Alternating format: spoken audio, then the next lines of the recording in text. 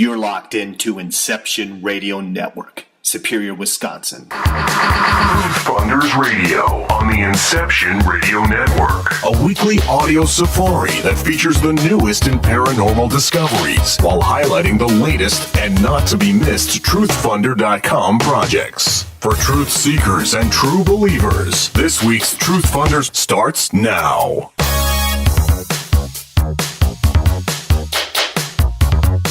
Greetings, bonjour. Welcome to this week's edition of TruthFunders Radio. I'm Mark Schwartz, CEO of TruthFunders, broadcasting live from my nerd fortress of solitude. Well, I guess it's not solitude. I do have a dog and a fiance and friends, I promise. But I am surrounded by vintage Nintendo accessories, including the Power Glove from the movie The Wizard, for you out there that love the 1980s. So I can't really claim that it's solitude. But I am in seclusion today hosting TruthFunders Radio. I know that you're probably used to hearing Art Webb's magically delicious voice echo through your listening devices to introduce you to the show. But unfortunately, Art had a little bit of an accident, and he wound up breaking his teeth today. And so he went into immediate emergency dental surgery. So I hope that everybody out there can take a minute to send Art good wishes, send him love. Or you can go ahead to TruthFunders at Facebook and send him a message on there. He'll definitely get it.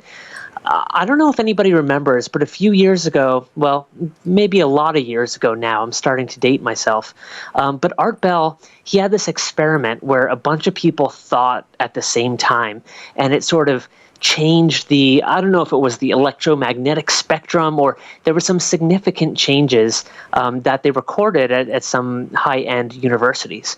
So that's what I want us to do for Art. I know that he's probably, who knows, he might be feeling good on painkillers and Vicodin right now.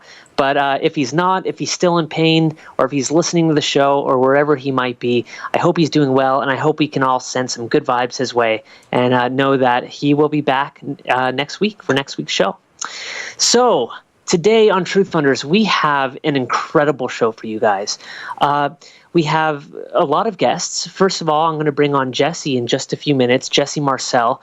He was on our show a few weeks ago, and he's back to tell us a little bit about his TruthFunders project and how it's going. And for those of you who don't know what he's been working on, he'll fill you in a little bit. And we also have the incredible, the amazing Bill and Nancy Birnes. You might know them from their show that a lot of people listen to, which is Future Theater, and there's so many other things that they have done. They have been in the ufology world for a long time, and I will go ahead and do a little intro for them later and bring them on. We're going to be talking about paranormal radio and online radio and how it's changing the world that we live in, and you, the listeners out there, how you're a part of this revolution too. So without further ado, I'm going to give a little intro to Jesse. Jesse Marcel, his grandfather was a first responder to the famous Roswell crash. His grandfather brought home a piece of debris with strange symbols on it from the crash, and Jesse's grandfather and his father sketched out some of the symbols that were on this piece of debris. And now Jesse is in the process of recreating it in a series of model replicas using the actual symbols that were found on it. And he's placed that project on TruthFunders where anybody can donate to the project. And if you donate to the project, you can actually receive a little bit, you can receive one of these, he's calling them Roswell I-beams. And it's really a piece of historic Roswell. So I'd like to welcome back to the show Jesse Marcel. And how are you doing, Jesse? Hello, everybody. Oh, I'm doing great. Thank you, Mark. Just excited to be back on your show for a few minutes, talking about the I-beam.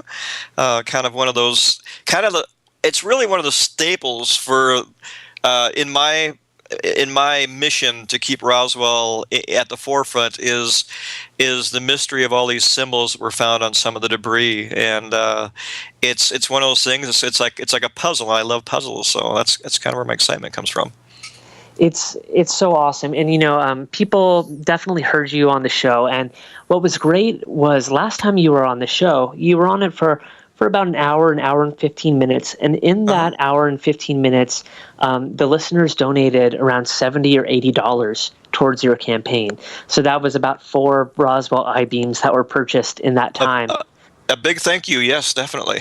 And yeah, I think it's so cool. The fact that You came to us with this project, and Yes. and it's actually being executed, and we're making it happen.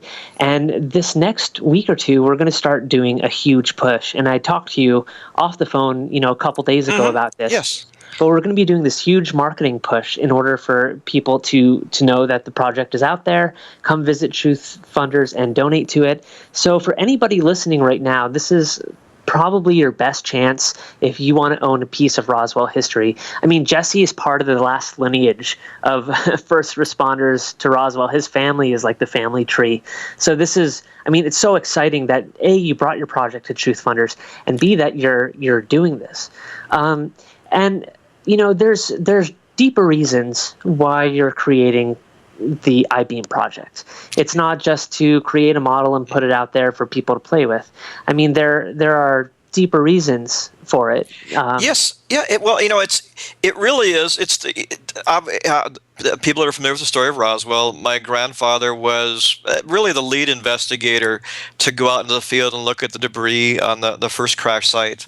And he and Stanton Friedman made the public quite aware of it back in 1977 or thereabouts.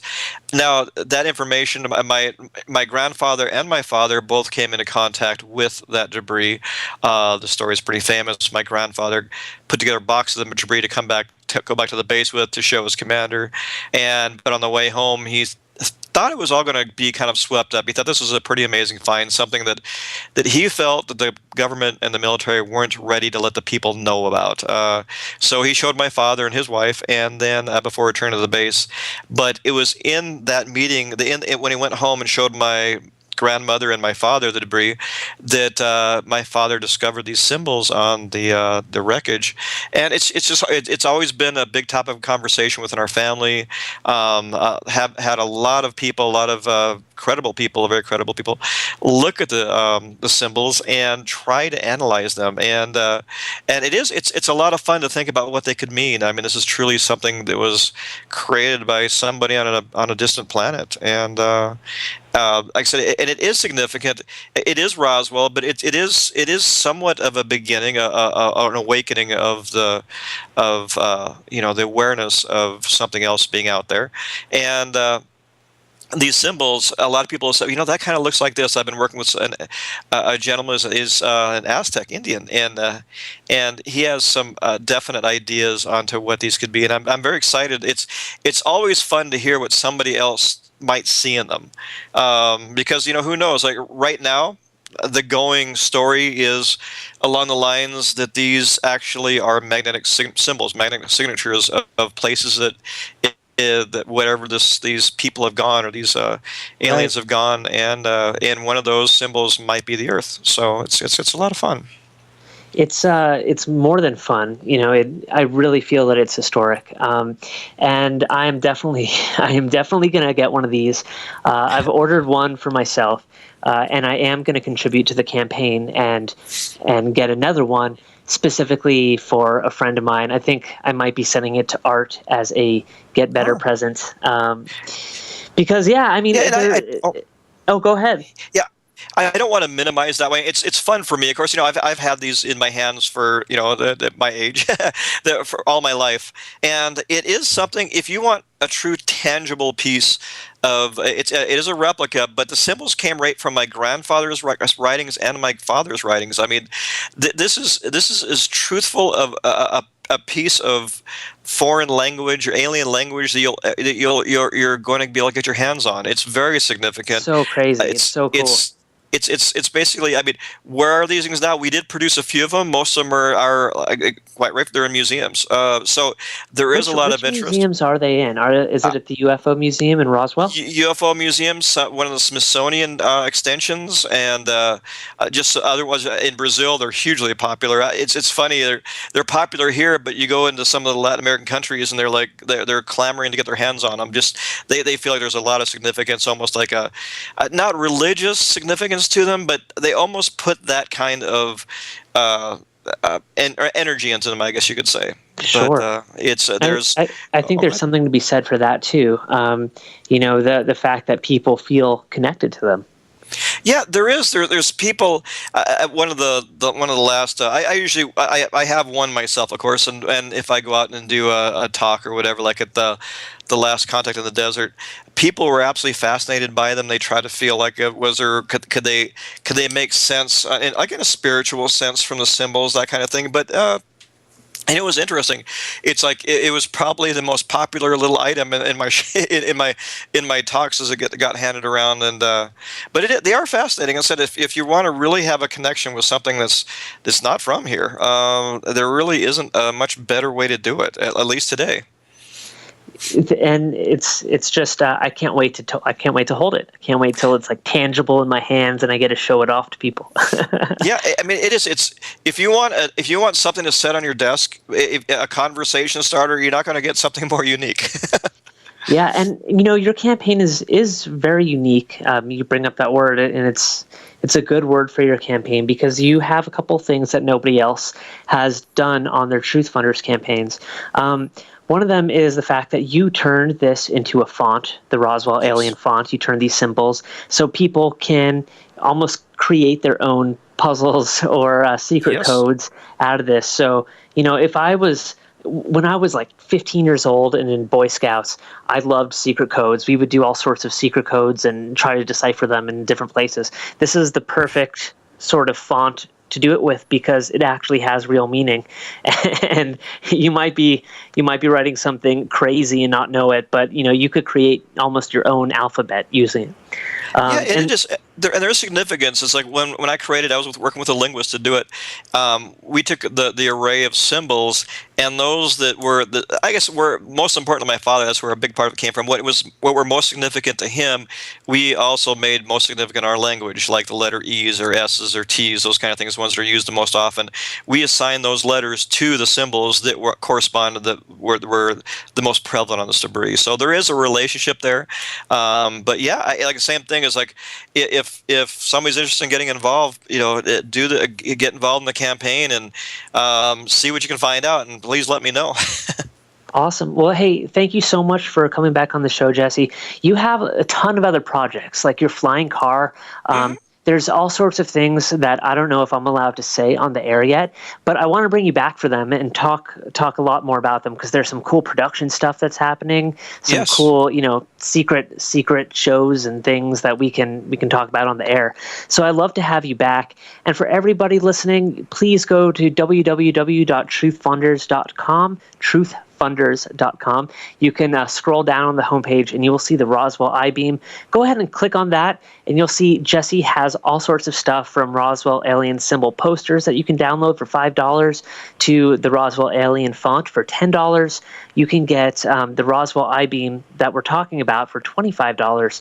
And then also you can even get up to, for $500, you can have dinner with Jesse, and for $2,500, a personal meeting with up to 10 guests. And that's great for a UFO conference if you want to get a bunch of people together and ask Jesse questions about Roswell. He is one of the, Bill Burns is actually coming on the show right after you, and he knows a lot about Roswell because yes, he does. Because of his book. But it's great. It's like the Roswell family is sort of on the show today, more or less. There's, but yeah, you can go and support Jesse because his project is fantastic. And anytime you donate to his cause, you're helping out the show, you're helping out Truth Funders, and you're helping out the idea that, we can make a difference. We can spread the word of the paranormal, of ufology, of, this mindset out there to everyone. And I think that's what these I-beams do, Jesse. They really spread the idea of the paranormal to people, and they're a great story to tell people as well. Yeah, and the tactile feel, you'll be able to hold in your hands and look at it. It's a different way. It's a different experience. Awesome. More than just more than watching a video or reading a book perhaps, but actually holding a piece. It's exciting. Awesome. Well, hey, thank you so much, Jesse. We'll be talking to you soon. I'm going to talk to you, give you a call after the show. Great. And, look forward to it. Yeah. Have a fantastic night. It's great to hear. Thank you. All right. Talk to you soon. All right. Bye-bye. Everybody, Jesse Marcel. He is such a cool guy. We talk, because of TruthFunders, we obviously talk outside of the show, and he always is working on the most incredible projects. And that's one of the things that I really love, is that he has a great entrepreneur mind and is able to spread these ideas to the general public, people who might not necessarily know the deep inner workings of ufology and the paranormal. He's able to reach out. He's super likable, and he has so many good things that he's doing. So thank you so much, Jesse. Up next, we have Bill and Nancy Birnes. I'm going to take a quick look here at the screen, and it looks like we're not going to break yet, so that's fantastic. Okay, everybody that's out there knows Bill and Nancy. I am super stoked to have them on the show. I wish that Art could be here, because I know if Art was here, we would have so much fun with them, but I'm going to have fun with Bill and Nancy by myself. They are just some of the most incredible people in the world of ufology. From you've seen them with UFO Hunters. You've seen Bill on UFO Hunters, UFO Files, Ancient Aliens. He's been a guest on Coast to Coast. I think he was on it just like a week or two ago too. And he's currently the co-host of Future Theater, which is on the Dark Matter Radio Network. And also Nancy Birnes. She is the editor of UFO Magazine and the co-host of Future Theater on the Dark Matter Radio Network. So I would like to introduce them to you guys. Welcome, everybody, Bill and Nancy Birnes. Oh, and we have to call Bill, so we're calling him right now. Phone's ringing. Yep. Hello. Howdy. Hey, Bill. Hiya. How are you doing? Yeah, I'm good. Great. Nancy, are you there? Well, I guess currently it's just Bill. So, Bill, thank you so much for being a guest on the show tonight. We're really happy to have you. It's exciting too. I hear you guys. So, I'm coming at this from two different places. I am an entrepreneur trying to do some really cool stuff with paranormal and this technology type world. Sorry. You there, Nancy? Yeah, I had my mute on. I'm sorry. No worries. Hey, good to have you. Good. You were just telling Bill a little something. Yeah, so I was just saying that I'm wearing two hats on the show tonight because I'm, usually just the co-host and the CEO of the company, and I run the tech stuff and I do all of that. But I'm also a fan of your guys' show. So tonight, I would love to, ask you questions both from the technology perspective and talk a little bit about what it is you guys do and your show and how it's affecting, the paranormal world, and also how. I feel personally exactly the same way. I'm torn between a bunch of technical stuff, and in fact, you and I, Mark, I hope can talk afterward or Absolutely. In the future, because I do have a lot of questions that the rest of the world wouldn't be that interested in. That's okay. Yeah, definitely. Yeah. Okay. Yeah, because I'm talking on your chat right now. Okay, for the show chat. Sure. I'm talking to MJ, and he's talking about the John Ford thing that he did a long interview. Yeah. And you know what? Make a TruthFunders to free John Ford. I can put it together. Absolutely. And that's totally what we're here for. We're here. Well, what does Bill think of that? Because this is the first Bill's heard of this. What do you think of that idea? Well, I think it's a great idea. I think that it's not something that money can do, and it's no. not We'll talk about it. Okay. It is. If you pay people, it can be put together very nicely. It's a package that people pay money for. They get a CD or magazine or something, and John Ford gets a legal fund. You see, right? Well, and it's really interesting. I actually would catch your guys' show, and a lot of times you would have people on, and people would say, that they're working on a project or trying to complete a project, and they couldn't find the funds because it's hard to find the funds. And that was one of the inspirations. I mean, I would listen to tons of paranormal radio, and people on every show, it was just hands down. They'd say, "Oh yeah, we'd love to do the research on that book, or we'd love to go and film that documentary, but we don't have the money. We can't do it." Well, starting with Stanton Friedman. I mean, he's every scientist or any science leading researcher eventually has to research and cook up a lab and cook up some. It's like UFO Hunters, Right. But right. yeah. Mark, what year did you start thinking along these lines? So for me, it happened when, I really started listening to a ton of online internet paranormal radio. And it was when Art Bell came back from XM, and I've been a fan for years. I mean, for 20 years. Yeah. Listening to him forever. And I'm 34, so I'm sort of in that middle generation of tech people / like the old way of doing things before the internet evolved. Both of those are in my boyhood. So I would be listening to these shows, and it was just, I would just hear it all the time. And then one day I was talking to Jimmy Church, and I was telling him, it was when the Malibu underwater base when he first started talking about that. And so him and I were talking on the phone, and I said, you should really crowdfund that. You should get on Kickstarter or something and try to raise money for it. And he said, maybe, I'll think about it. But that's when I told him that, sort of the idea started to turn in my head. And I thought, wait a second, there should be a place for the paranormal, for people for this community to support itself, and for outsiders to support Truth Funders or support people's projects. So the idea kind of started kicking around, and I started playing with it. And doing some research. So I went on a Kickstarter. I started typing in UFO, aliens, trying to find people's projects. And Kickstarter, just like a lot of places, GoFundMe, they had a way of burying these projects, and these projects would not get funded. So I thought, well, the projects are not getting funded because nobody cares and nobody's interested, or they don't have the spotlight they need, and they're hidden, or people don't know how to market it and get it out there.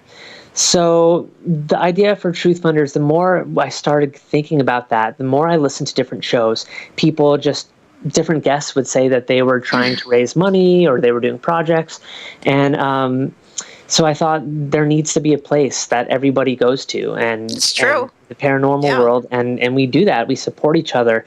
We get on, people have their projects. They can come on our radio show or other people's radio shows. But Mark, what if the project is a big fraud? What are you going to do?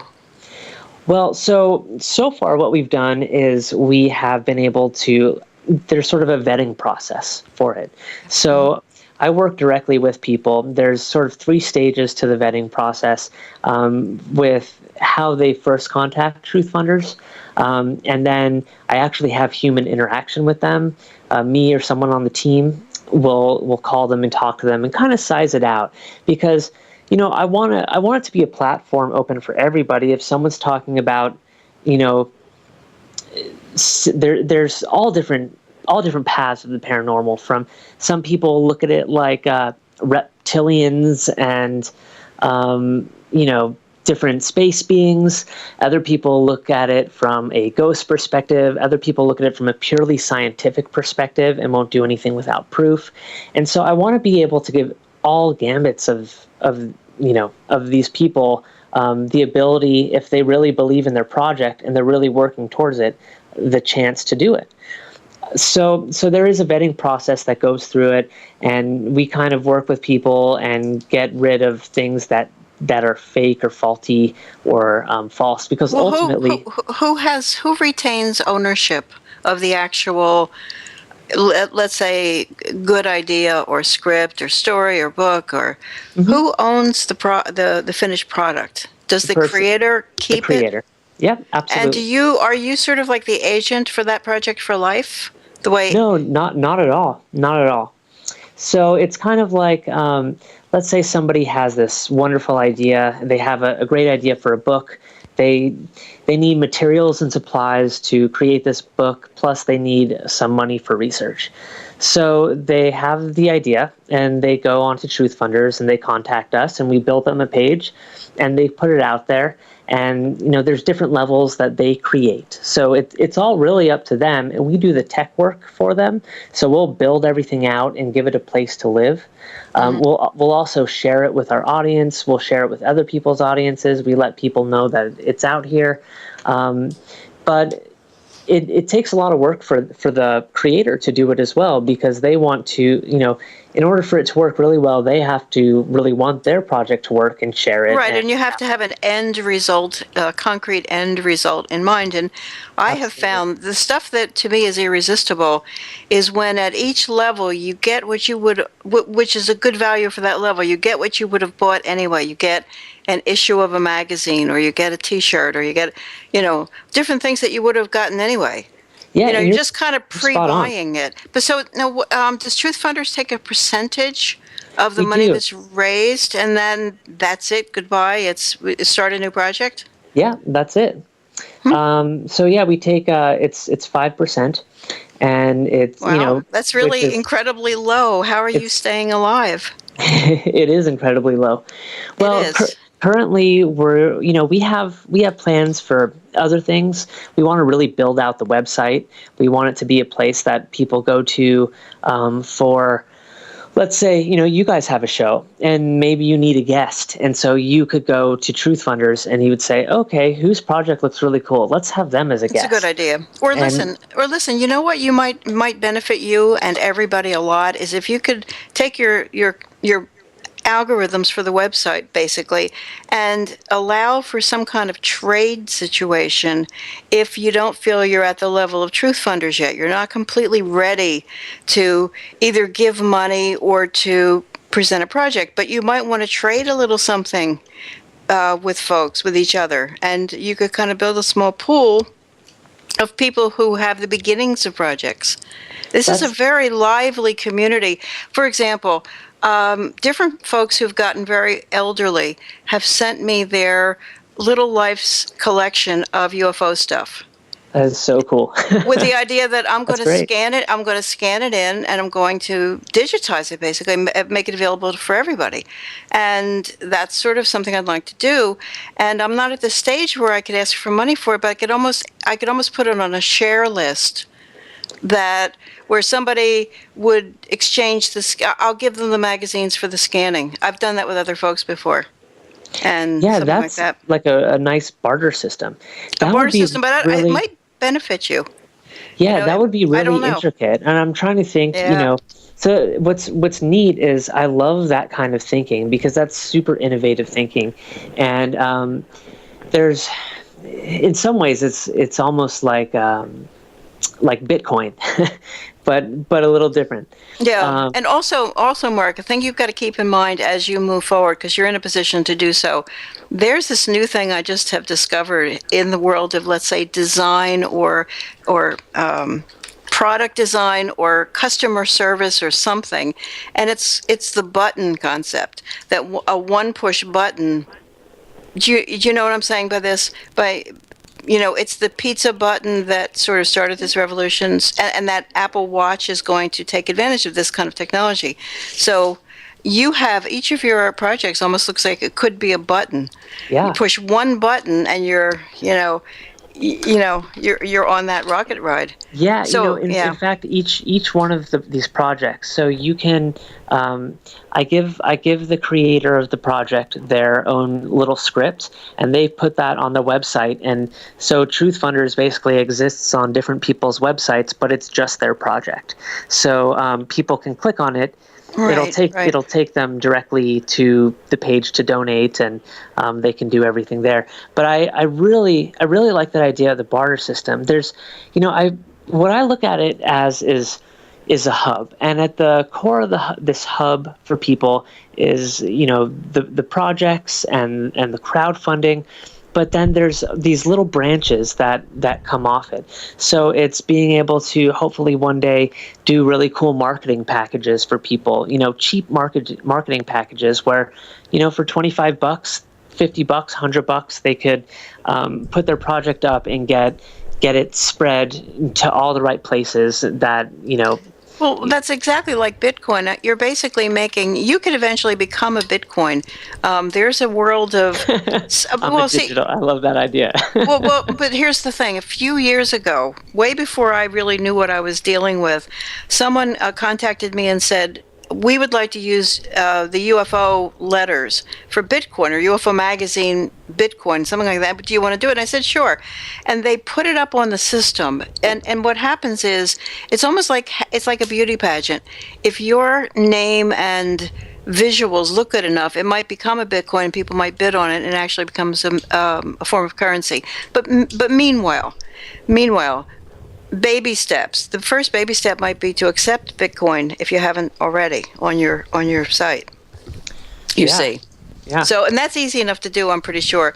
And that kind of and the research required to accept Bitcoin will be good for you.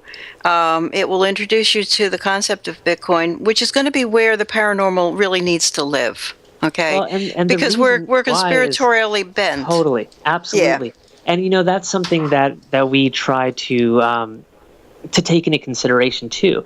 I mean, because I'm a part of that world. And sometimes you don't want to put your name down or your address down. But when you're ordering something, let's say, Jesse's I-beam that he just talked about, he has his Roswell I-beam, and for $25 you can get a model. Sometimes it's important to have the address down so you could get whatever you need sent to you. But it's really important in this paranormal world to have some anonymity and to be anonymous. Right, and that's what Bitcoin gives you. The people pay in Bitcoin who want to, and the people who want and need to do that are already researching how to do that. And then you just accept it, and basically you'll never know who they are, so you can't give up their names, basically. It's protection for your client, for your customers. Yeah, I love the whole concept. I think it's fantastic. I don't envy you the research job if you're the webmaster, because I'm doing all my sites. I'm hand rolling them. They're not WordPress. I'm pretty proud of that. Great. That's where we're going. Yeah. That's wonderful, and you really own it at that point too. Yeah. You guys are fantastic. You're such a great duo and such a great team. My story for how I discovered you is there's probably a lot of people listening that are sort of in that same vein of how they discovered you too. So you've been around forever, and Bill has been a part of one of the biggest phenomena and one of the most incredible books in UFO history. That's right, and remember when that happened, we were brand newcomers to the field. We didn't know anybody. We had never vaguely even heard of it, and we were thrust into the center in 1997. And we still feel like outsiders, to be honest. It is hard, it is hard to really fully be accepted. Why do you feel that you're still an outsider? Well, I'll let Bill talk.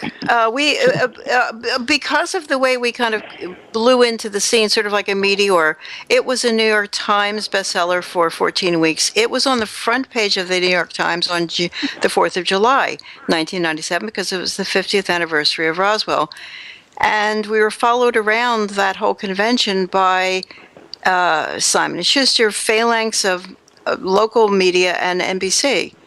And that's how we were introduced to the UFO field. It was not with open arms. I mean, we were hated. And it took us years to become friends with the good guys in the field. The Kevin Randalls, who they were just, Stanton Friedman, they were chewing nails when Bill was up there giving his presentations with Corso. I'll let Bill talk. When you come when you come into the field, there's a long apprenticeship in the UFO field, and in order to be accepted by that community, you really have to serve out your apprenticeship. And the thing with the Corso book, with The Day After Roswell, was that our association with Corso came via a motion picture company. It was never from the world of UFOs. It was from a motion picture company doing something entirely different. It was an entirely different topic, and it was only during the course of dealing with Corso on that topic that the subject of UFOs came up. Now, Corso had been involved in talking about UFOs for at least 2 to 3 years before he crossed the path of the motion picture company. He was out in Nevada. He was talking to George Knapp. He was talking to other people. So Right. people knew about Corso, and Corso had a history even before that, going all the way back to things like the Kennedy assassination and dealing Which with I love, by the POWs way, and Bill. MIAs. To not interrupt you, but I loved you had a great show. Maybe it was a couple months ago, and you went off on John F. Kennedy and Dr. Feelgood, and you blew my mind. I think that was one of the shows that you guys had where I was just like, what? And I'm putting on my fanboy hat on for just a second. That was such a good show. I love the banter that you both have together and that you bring to the internet radio field, but also that show, particularly John F. Kennedy and Dr. Feelgood, you took me to a whole other place, and I totally I got it. I felt like I got it for the first time. I'm sorry, I didn't mean to interrupt you, but I wanted to just say it's been a conscious effort. I'm not a polished radio person, but I love the radio, and I love a real feeling show, not a professionally polished one, where it's kind of professional is the best word. It's oily a little bit, and you feel like you're wasting your time by listening, like you've just watched an infomercial or something. Right. But real radio is sort of, I don't know why it's needed so much now with the internet age, but probably because everybody who's got a computer open can also put earphones on and listen to something else while they crunch numbers or, run, walls of code. Right. Well, and not only that, I think really mainstream, and stop me if you guys disagree, please. But I think terrestrial radio, there's some great big strongholds out there. Obviously, Coast to Coast is a stronghold in the terrestrial radio center, but a lot of that stuff, the big guys have come in, they've cut it, they've bought everything out, and then they took these great DJs that, you used to drive from town to town, and you would hear a different DJ in each city, and you would feel connected. They would play their own music. That's right. They would kind of talk about their own stuff. They were real. And I remember that, even back in the early 90s, it was still like that. And probably less so, but more so than it is now. Nowadays, they just came in, they've hacked everyone away. I've noticed that every month or every few months, there's new great guys that were out there that were just fired, and they lay off some of the best talent. That talent winds up going to XM or to online radio. And what we're seeing is all the great radio that everyone used to listen to and actually care about has moved online, and so people's attention have moved online because they don't want to hear the same songs, the same DJ on, Ryan Seacrest. Sure, he's good at what he does, but he's polished all across the nation. He's on every single channel. It's like it is Big Brother in some ways, like the entertainment guy that is. Well, there's also it's funny because there's also an issue of personal intimacy with your computer or your iPhone or something like that. Very good point. And so a terrestrial radio, a professional radio, loses that form of intimacy. When you think of the two people who really created the genre of nighttime talk paranormal radio, Long John Nebel back in the 50s and 1960s, and then that mantle passed to Art Bell. And so there was a personal intimacy listening to both of them because you knew that you felt that they weren't talking to an audience of 1 million people. They were talking directly to you and asking the questions of these really sometimes weird guests, questions that you would ask. So it was like every man's radio. And that really now defines nighttime internet radio and the paranormal. Yeah, and you guys, you I don't know if it's probably been a work in progress, but that I think you guys encompass that. When I listen to you two, I'm in California, you guys are on the East Coast. I love it. It's almost like listening, and don't take this in a bad way because this is a great compliment. To your parents. Yeah, you're totally my parents.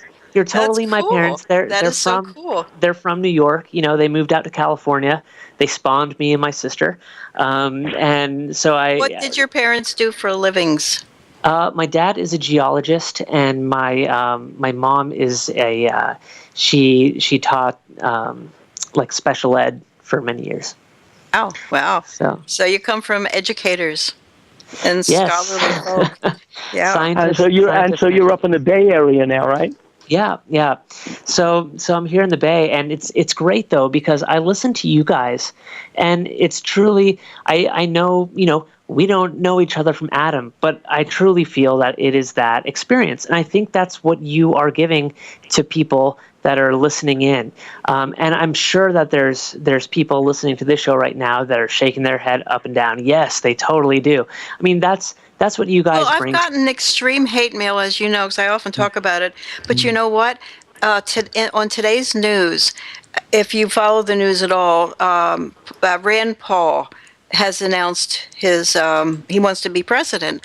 And so he did a round of newscasts this morning, and he started to berate the newscaster, telling her, you know, how she should be doing it and shush her. And the people, there's actually a word for what he was doing. I'm so gratified. Okay. And the word is mansplaining, or mansplaining. Bill can say it properly. Mansplaining. Well, it's mansplaining. It's basically where a guy is beating up from the point of view of, look, I'm a man, like this. I understand it. We'll demonstrate. Bill can weave his voice like a symphony through anybody else's voice and kind of do his thing. But a lot of guys really resent being interrupted. And I've had I've had heroes of mine. I can't wait to talk to them. I get tongue-tied. I can't get my words in. People will not let me speak, or the radio, I don't know. And when I finally come through, it sounds like I'm interrupting them, and then they get mad. And they, you know, and so that's been, we've been on the air for 5 years now, but it's almost as though the world's come around to this way of talking. It's like women, totally. I'm so enthusiastic. I may not know how to even frame the question, but I really am. But in the same vein, I'm a professional reporter, and I will bring home the story no matter what. So if I feel someone's hiding something, I'm going to just blurt out the question. So. Yeah, and that's great. I mean, that's truth, right? Right there. And also, you know, from an outsider's perspective, listening to your show, it's you guys are this team, and it's this organic team, and it's really cool. And Angel thrown in the mix he's really fun too. But when Bill, you're talking, right, and you just go on these spiels, and one thing connects to another, and my mind works like you. I'm like the same way. I just go from like one topic to the next. Guess what, guys? You guys are the future men, because men are becoming more feminine. And what I mean by that is you can think in a web of thoughts all at once. You don't have to have a linear. You're not out there just gathering, having to shoot a deer with a bow and arrow. So you have to be very linear and keep focused. No, women and the world's becoming this web of thoughts all at the same time. I can tell you I'm doing like 4 things right now. I have a fire in the fireplace, so forth, and you're learning how to do that. You must have been raised by very, very smart women, so that you learned how to speak and let women speak without me feeling like a fool for having finally broken through the wall of sound. Well, there's no reason why you should sound like a fool ever. It's in fact. Yes, it's great. Like you, so Bill will be talking, and you'll keep him in check in some ways. And there I am listening to you guys and cracking up because. But don't you wish I would just shut up sometimes? Well, we all need to shut up sometimes. But but Mark, let me tell you where that comes from. Before we ever had our show, it's been 5 years now. So before that, there was another whole era of internet radio that's now long gone for the paranormal. Very big fights were happening in internet radio in the paranormal. And Bill was on a lot of different shows, and he was also in UFO Hunters. And you know what the message boards must have been like back in the days when Bill was on UFO Hunters. The hatred was knee deep. And Bill would be on all these radio shows, and he had a habit of just droning on and on and on because he got used to it with Nori. No offense. Nori would let him just go on and on and on and maybe do other things. I don't know. And a lot of radio guys in the old days did that. And so Bill had this terrible reputation of, oh, God, he puts me to sleep. I can't bear him. I want him to shut up. And so when we started the radio show, we knew that if I interrupted him a lot and could kind of shape him into a conversationalist instead of a teacher, people would love it. And it's backfired. Now he doesn't get to speak enough. Most people think. So, there's this great book written by this woman, Liz Wiseman, called Multipliers, and she brings up the fact in it that if the less you speak, like if you're in a meeting, a business meeting, and I actually use this when I'm in big meetings, I play my chips, right? So I choose or select, 3 things that I want to say, 3 points that I want to bring up, and I remain fairly silent throughout most of the meeting. But then when I do have my point, people are listening because they really want to know what's going on. Yeah, now, that's smart. When I'm with my friends, it's a different story. I talk and talk and talk, and it's like, No, but you're so smart because I've done that. I've waited the whole meeting to say something, and by that time I'm so terrified that I couldn't possibly, had I thought ahead and said, I'm going to just mentally think of a point or two, not just, I've got the floor. I've done that on the radio a lot. I finally get a chance to talk and I forget what I was going to say. And I freeze. Well, this reminds me, when I was back in college, it was a long time ago, we had a meeting with the dean of students. And so I think I was sophomore class president or something. And so the person who was taking me to the meeting said, look, this dean of students talks on and on. So what you do is you just sit in the meeting and shut up. Don't even say a word.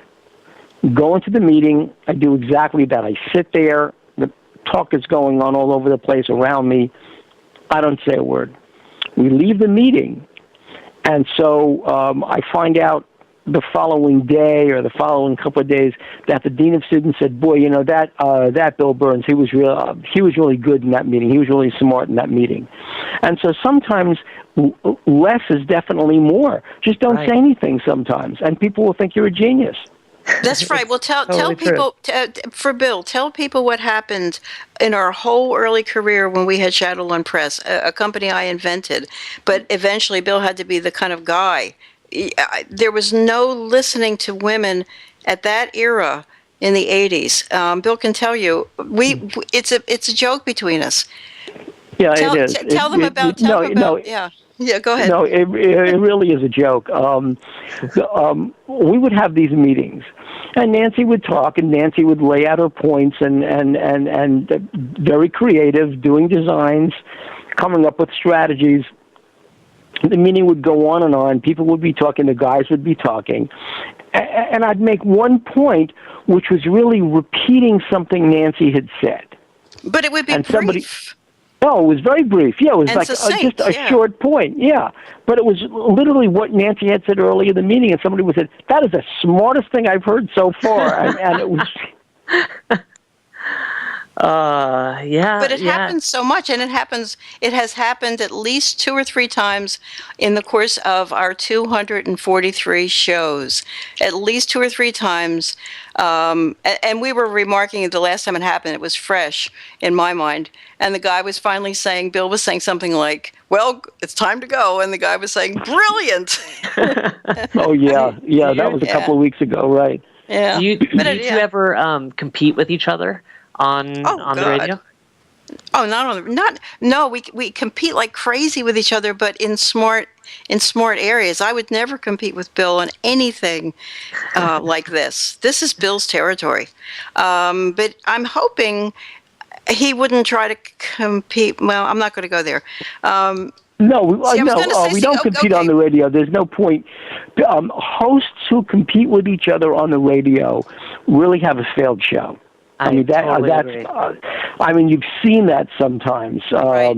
I think there's a big blow up right now with Opie and Anthony. Yeah, really? There was a big blow up with them, right? And Opie got fired. That's right. It's crazy. You guys, unfortunately, Art, who is the main host of the show, I'm just the lowly CEO co-host that joins him and rattles off Yeah, I wanted to talk to him. I'm anxious to talk to him. He's not here. He's fantastic, and he's just incredible, a real pro. And he's been in the world, especially he's sort of helped to build up some of this new internet radio, some of the new channels that are coming out and stations. He helped to produce Dr. Drew's new online show and Russell Brand's online show, and a bunch of people. He's been in the business for a while. He's a really young guy though, but he's been doing this since he was even younger. And what city? Where's he working out of? So he works in Los Angeles. Okay. And yeah. And so we met. I used to create shows. So a little bit about me is I would create videos, and I was a senior director and create television shows for Hulu and Yahoo and MSN, sort of the digital world.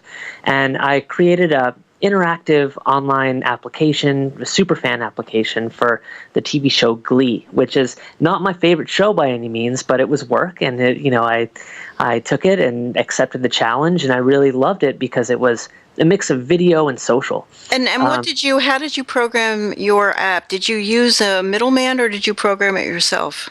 It was with a company that I was working with, so we all worked together, and I was the head of that and programmed it. And we used our own technology that was based off of XML, and it was a brand new technology that a lot of companies are starting to crop up and use it. But it was really cool. It was interactive video technology. So let's say I have the iPad and I'm watching TV.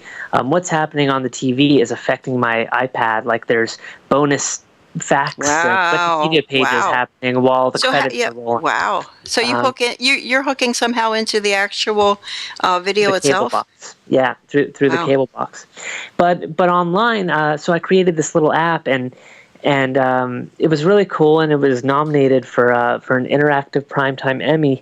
And so it kind of got me out there a little bit, and my name out a little bit, and I was able to connect with some people. And one of the people I connected with was Art, and because I was looking to do some audio stuff for another project that I was working on, and I found him, and him and I hit it off just off the bat, and he was programming a music show. So it was like all music, and it was all independent rock. And I had just broken up with my girlfriend, and I was listening to this radio station, and this online radio station helped me not think about my girlfriend at all, my ex, because it was all new music. Yeah. So I wrote to Art, and he wrote back, and we became buddies and started working on a couple of projects together.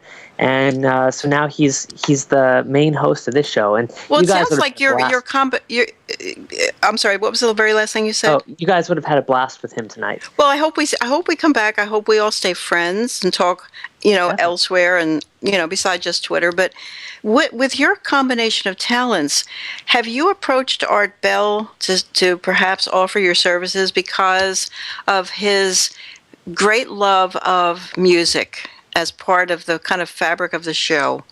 It just sounds like some of the things you already know about the new world of creating a show, I think, sounds fundamentally different. It almost sounds like the difference between film and, remember when film and digital were fighting it out? Sure, of course. Yeah, it sounds like we're at another crossroads. Yeah, I think we are. And with that being said, we're going to take a quick break. I can't wait to talk to you guys. There's a couple other things I want to ask you specifically about your show, and sort of to think about over the break where you feel the future of online radio is going, and maybe what's happening with terrestrial. What kind of things can you see in the future? Right. Because it's future theater. It is future theater, and I've heard it before, but I want to get to the name, because the name has always drawn me in. I've always been fascinated by your name, and I need to get Bill to talk a little bit more too. I feel bad.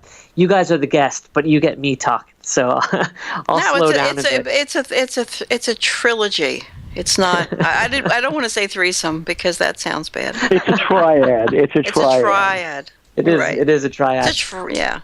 And we can, after the break too, we can take some calls, and we can become a quarad. I don't think that's the right word at all. A quartet. We'll just link up. Quartet is the word. Yeah. All right, guys. You're listening to TruthFunders Radio. We're going to go ahead and take a break right now, and we'll be right back and get your calls. TruthFunders Radio on the Inception Radio Network. Are you a fan of Inception Radio Network? Do you reckon it's the best alternative talk radio station on the planet?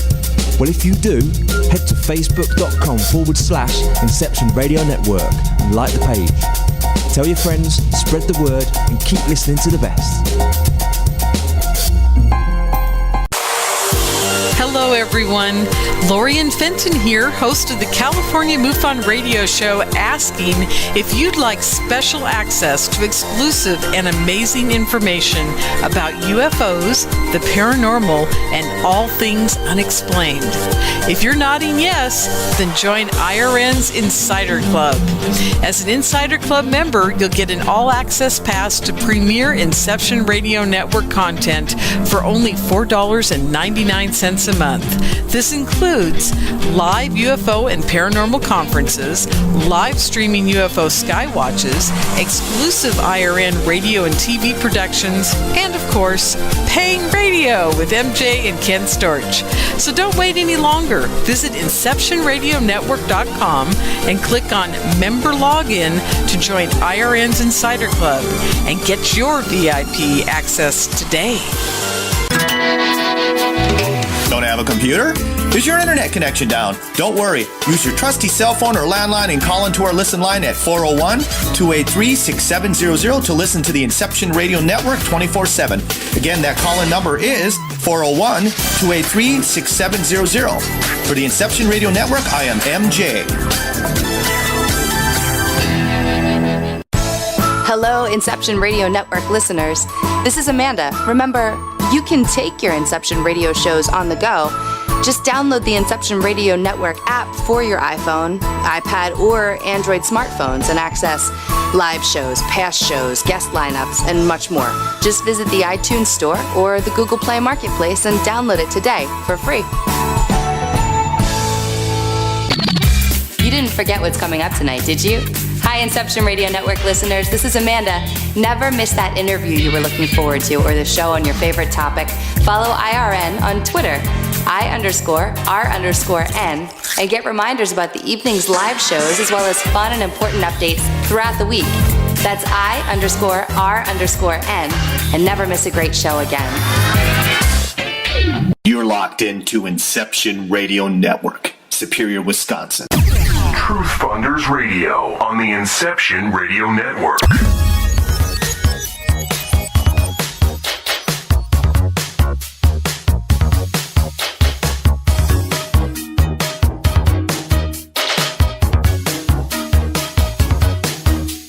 All right, welcome back to TruthFunders Radio. We're here with Nancy and Bill Birnes, or Bill and Nancy Birnes. We can swap and trade those names. They are different people, and they are the same when it's future theater. We're really excited to have them. This has been an incredible conversation tonight, and why it's been really incredible, I feel, you guys, is it's just natural and it's true, and this is like people talking. And really, we're talking about one of the things that I'm passionate about. There's two things I'm extremely passionate about. One is radio as a whole, from the classic days of radio to the new days, from, And Mark, why is that? You are not the radio generation. Why is that? I don't know. Maybe it's a past life. It's it's very weird. I've always had a connection. Okay, what's your earliest memory of listening to a radio? Being in going to sleep in kindergarten and turning on late night radio. And I remember just doing that. My parents, I would have to set the timer so that I would go to sleep, but I was like 5 years old, and I would fall asleep listening to people talking or music. Do you remember whether it had AM and FM? It had both, yeah. And I would listen to AM primarily. And even when I started getting into junior high and high school, I would be listening. I worked at a bookstore when I was 15. I started working at a bookstore, and I would get the golden age of radio tapes that they would have there. Nice. And I would bring those home and listen to old shows.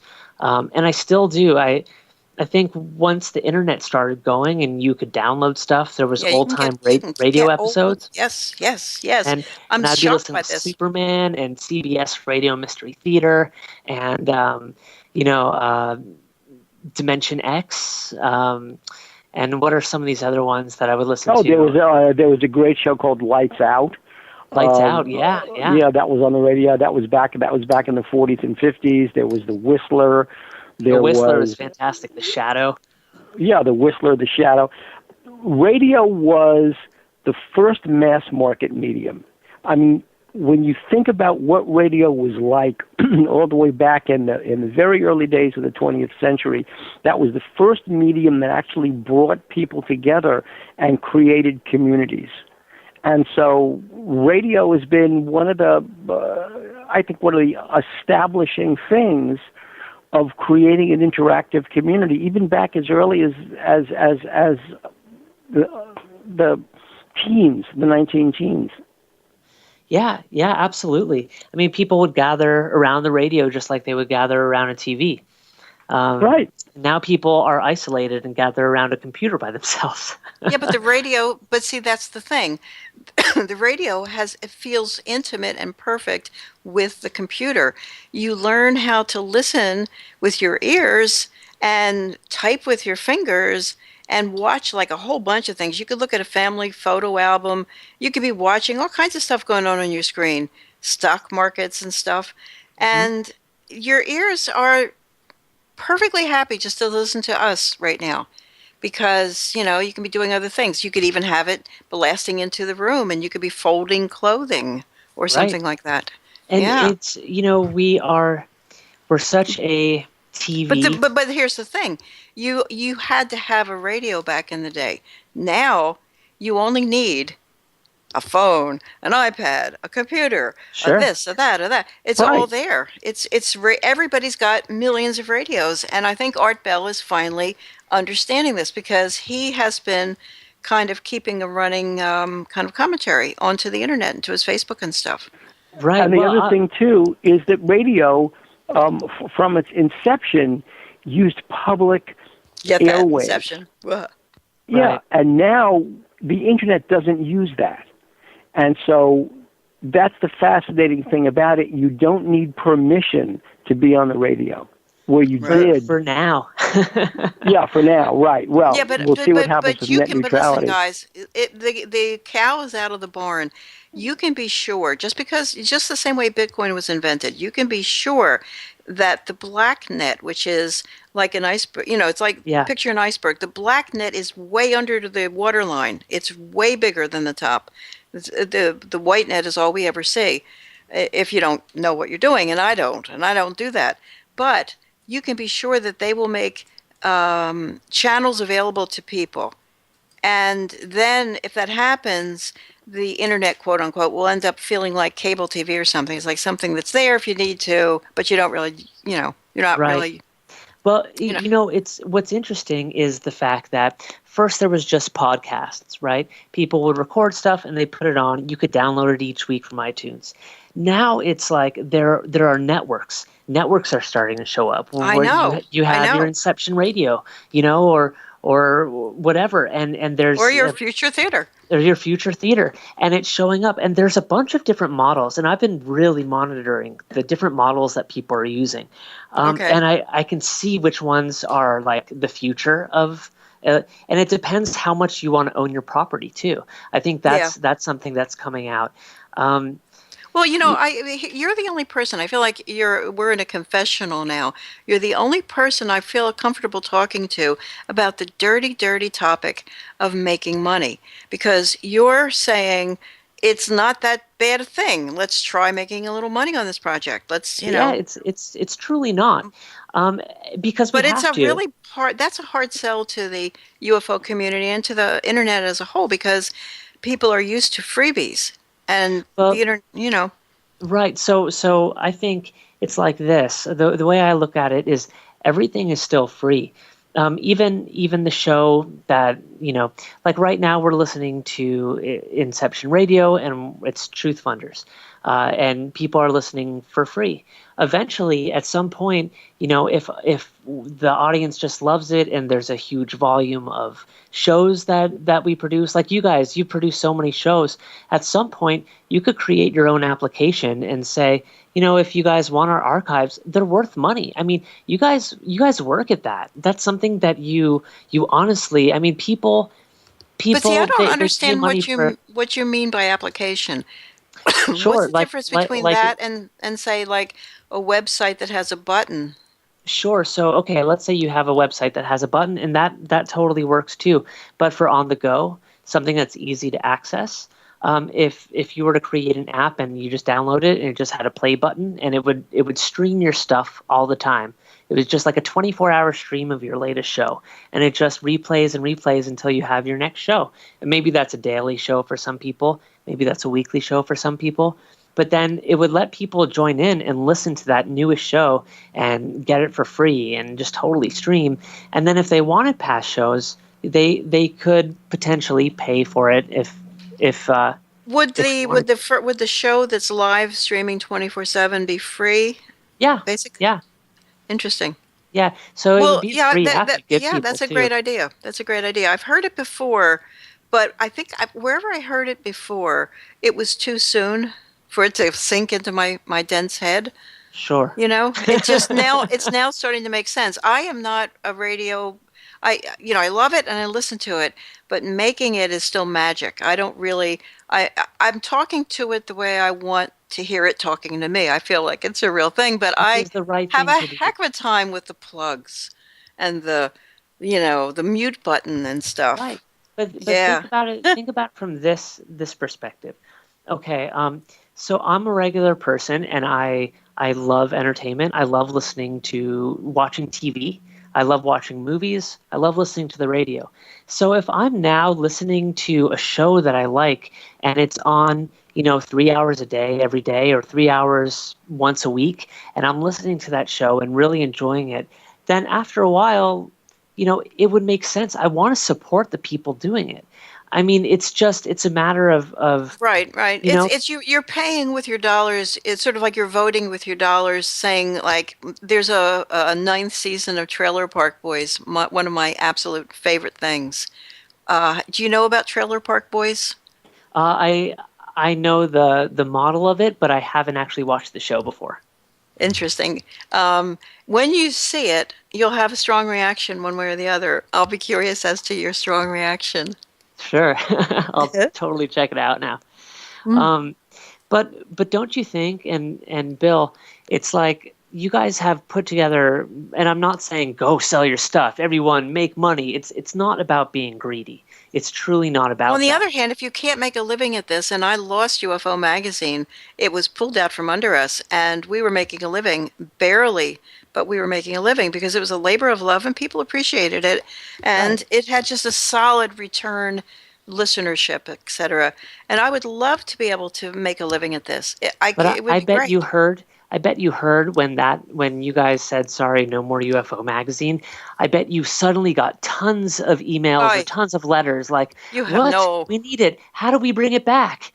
All that stuff, right? All the people came out of the woodworks. Right? I apologize to the way many people I never returned emails to, or discus, the whole flood of stuff coming at you.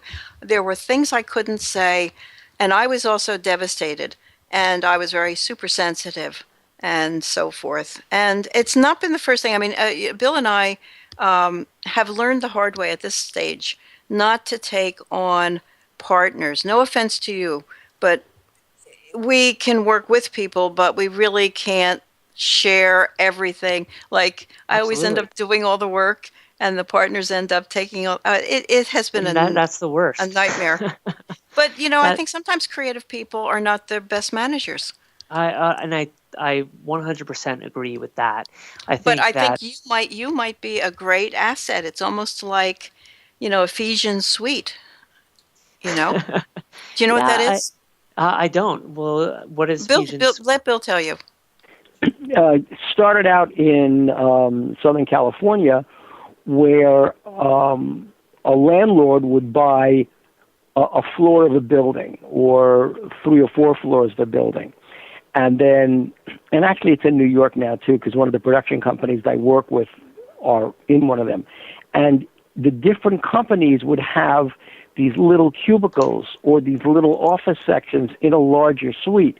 So you wouldn't just go to so-and-so's offices, you would walk into the suite, this huge suite of offices, and then a company would be here, a company would be there, a company would be in another spot, and it was like the Fijian Islands, right? And that's why they began calling these things Fijian suites. Fijian suites, but they basically all shared, they had facilities, they had services. Yeah, they might share a receptionist. They'd share a receptionist. They might share a break room, things like that. In Hollywood, things don't last very long. You either That's true. make it, you've got to look good and try to make it, but you don't have unlimited months to do it, Right. When I was there, the best day of my life was when I realized, oh my gosh, people are so worried about what they're wearing. They don't care about what I'm wearing. And then I was able to sort of, Right. Hollywood is the only place where people walk around encased in their own mirrors, and they don't see out beyond those mirrors. Right. It's astounding. Right. It's there were things that I loved about living in LA because I lived there for a short time and did my thing, and I was a cameraman for Road Rules, Real World, and did a couple things here and there. But I wound up coming back, and it was a great move for me to come back to the Bay Area, just because it was in the middle of the tech stuff, and I was able to sort of help with technology and entertainment and sort of bridge some of the gap. Well, that did you was going ever on see? You know that Amazon Prime has produced some original programming, Fantastic and one of the things they did a couple of years ago was called betas, and it was way better than Silicon Valley, which is the HBO or Showtime show. Do you know betas? I definitely have seen it while flipping through Amazon Prime, but I haven't watched it. That's another one. You should watch it from beginning to end. Also, equally fabulous is a thing called Mozart in the Jungle. Beyond fabulous. It's all about like the Metropolitan. It's about the musicians who ply their trade in New York. They're all top level. They're Metropolitan level, but it's so good, and it's just so good because you get beautiful music as, you would like this because of Glee, if you liked Glee at all. Glee had a fun musical background, the kind of, then a soap opera. This is the same way, only the music is the best on the planet, not just classical, but, Cuban, authentic music. Oh, it's really good. Because the new conductor is from Cuba. The old conductor is Terrence Stamp, I believe. And right, and Bernadette Peters is the opera manager. So it's gorgeously done. Yeah, and lots of young people too. I'll totally check it out. I watch so many series, and I helped to produce a couple of online things for a while. Anything that you can tell us? Nothing that I would care to share. Well, have you ever heard of the one on? It's the most famous one on Vimeo. It's called. It's not High Maintenance. It's Helping You Maintain, or no, I haven't heard of that. High Maintenance Productions. Look that up. It's now in its 3rd or 4th year. It's sort of a boutique comedy, and it's really well done. Really well done. I have my list right here. I'm definitely going to. It's called Helping You Maintain. It's about a pot delivery guy in New York, and it's basically the stories he encounters wherever he delivers pot. Oh, that's fun. he's the kind of like, Bill knows what this is. What is when a connection is that way in a storyline, where he's the guy on a bike and wherever he lands, that's the story? It's Chaucerian? Yeah, it's Chaucerian. It's also Shakespearean. He's the connection between all the different. He's like the host in the Canterbury Tales. Yeah, or the narrator. Wherever he lands, that's the story.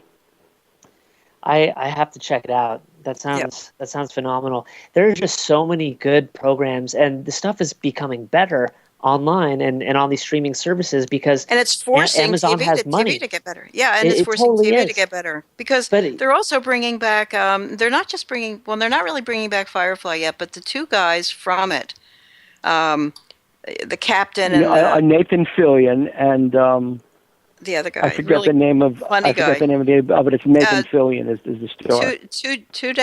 Tudek. I can't think of it. Yeah, Michael Tudek, I think. Something like that. Tudek. Well, they have some kind of a Kickstarter thing, and as you said, everybody can go to that because everybody knows and loves them. But the paranormal is a huge field that is so segmented and blown apart. It totally is. Yeah, and that's the true goal. We're going to be creating a directory on TruthFunders that showcases every single radio show that's out there of the paranormal that you can listen to, be it podcast, live web show, or terrestrial radio. And we're going to be creating this huge thing. So if you like UFOs and aliens, you can click on ufology and you'll see all the things listed. And this is something that we've been compiling for a while. So that way, these people start to see that are hosting these podcasts and shows will start to see traffic coming from TruthFunders to their site and might get them interested in it in order to kind of see what we're doing. We have a couple of people. We have a bunch of new projects that we're about to launch. Cool. But it's also a great place. Like if people create a project, they would be able to see all the different paranormal. There's like 10,000. There are so many shows that are out there, and they're so spread apart that if we can create one centralized place, people can share and listen and never be bored and listen all day and just really find stuff that they like. And not only that, but it brings the community in. Last night I was on the chat. Mark, if you're going to go to all that trouble, why not make it like Netflix for the paranormal shows? Isn't there a way to do that? How so? Well, you would simply once you've compiled this database, you simply join for $1 a month or something, and you can just just like Netflix, you can fire up. It's all there. You're going to do it anyway, Right. I mean, if but how you were saying it's sort of like, so this is, I see it as. So we get everybody, let's say I have all the links there. It's still the people's show, and they still own their show, and they're still a part of it. But what I would like to do But all you're doing is, but see, the thing is, all you're doing is playing their show and advertising that. And what we had a thing called Filament Books. And this is a high level of accounting. It's a nightmare you don't want. But what we did was we gave 2 books away for free every month. And it's a long story. The accounting it took to compensate everybody that tossed their books into Filament Books, because we were giving, it's a nightmare.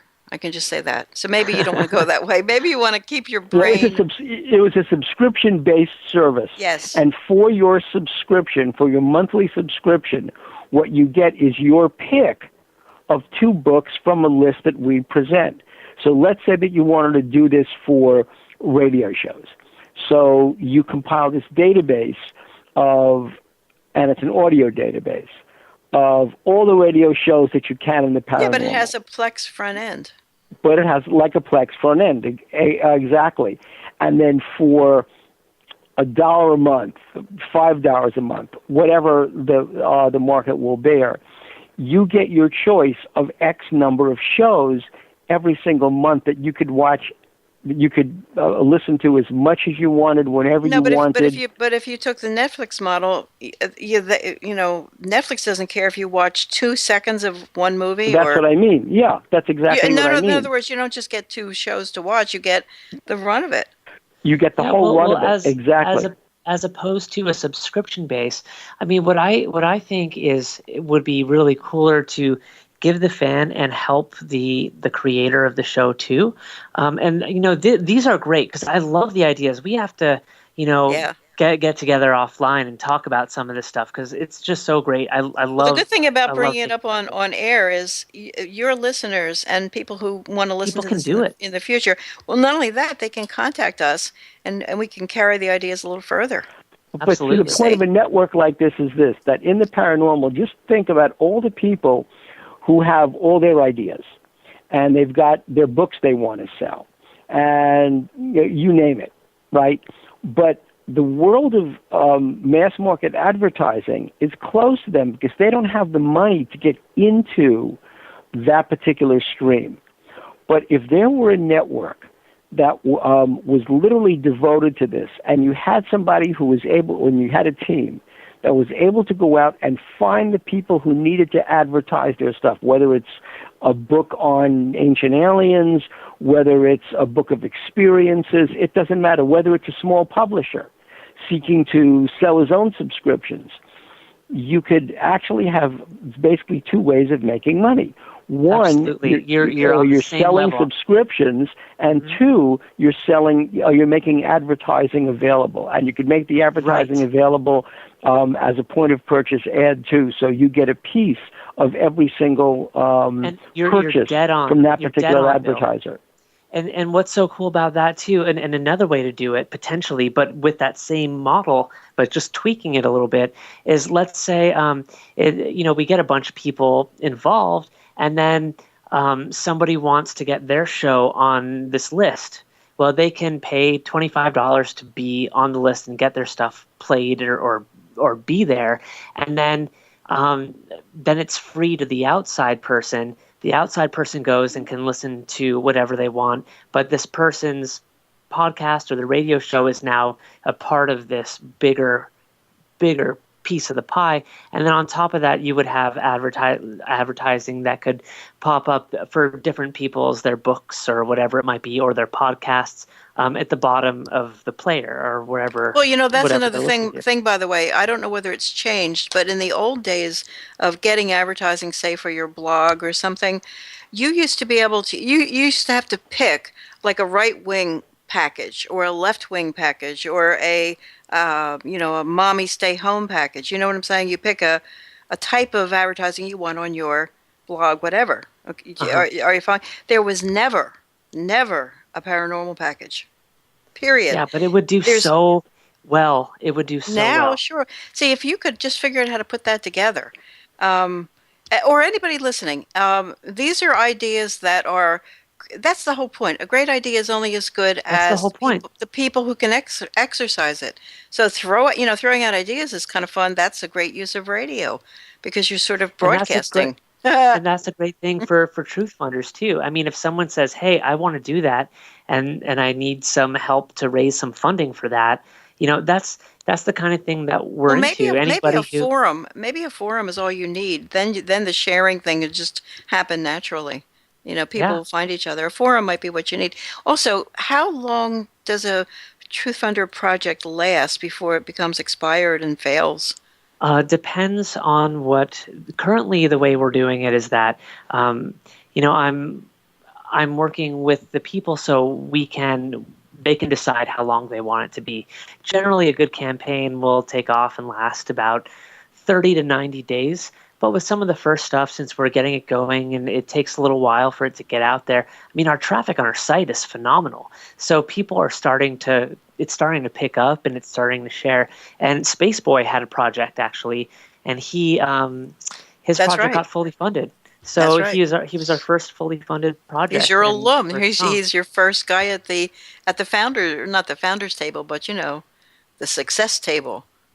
Exactly. Yeah. So it's really exciting. It's a really exciting place to be. And this is a great conversation because I just love encouraging people who are listening. If you have ideas, we can make them happen. We can help at least make the dream a potentiality. And this is what's fantastic. And how many have you turned down? There's been about, I don't know, maybe about 12 that we turned down. And it's just sometimes it has to do with, if somebody, it starts with the box is what we call it. So if you go to truthfunders.com and go to create a project to learn a little bit about it, and then it says, submit your project, enter in 5 sentences about your project. And so people will go there and they'll write a couple sentences. But if it's like one sentence, or if it's all lowercase and misspelled words and things like that, then that's our first sign to, just write back and say, thanks so much for the idea. We're not going to move forward with that maybe in the future? In the old days, in the old days, I used to work at a newspaper, and when the letters came in crayon, we ignored them. Same thing. Same thing. Yeah. Hey, so let's see. We have 4 minutes left of the show, and then it's over. This has been so fantastic, you guys. Bill, I miss your voice. We definitely have to do it again, and definitely have to get together sort of outside the confines of the show and have some conversation about some ideas or models. It's just cool, and you guys get it from being in the game for as long as you've been in the game, and you've been able to see the shift and change of online radio, and it's so cool. Do you feel like, and I wanted to take questions from the audience, but I just don't feel that we have the time right now. I'm so sorry, all you guys in the chat room and listening. Next time, I promise we'll get some questions in. But I have one last question for you, and that is, what do you hope that people take away from your show? What's the message that you want people to get when they're listening to Future Theater? One of the things that I like about the show, and that I hope people get a chance to understand, is that what we like to do is do real stories about real people having real experiences. So as opposed to somebody trying to sell something or push something, we really want to get somebody talking about a personal experience that's absolutely real, at least in that person's mind. So it's almost like the old Edward R. Murrow See It Now. Okay? It is, we want to bring the show into somebody's life and have that person in that life talk about really an experience, usually a paranormal experience. Sometimes we'll do stuff like a book that I've done, like Dr. Feelgood, or the upcoming Mickey Rooney book, or something like that. But by and large, it is trying to get that personal experience. And that, to me, was one of the earliest things about television back in the 1950s that really went into people's homes, and that's what we want to do.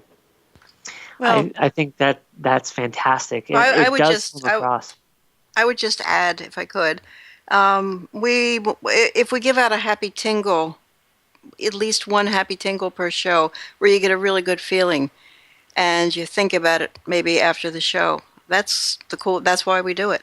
TruthFunders Radio on the Inception Radio Network.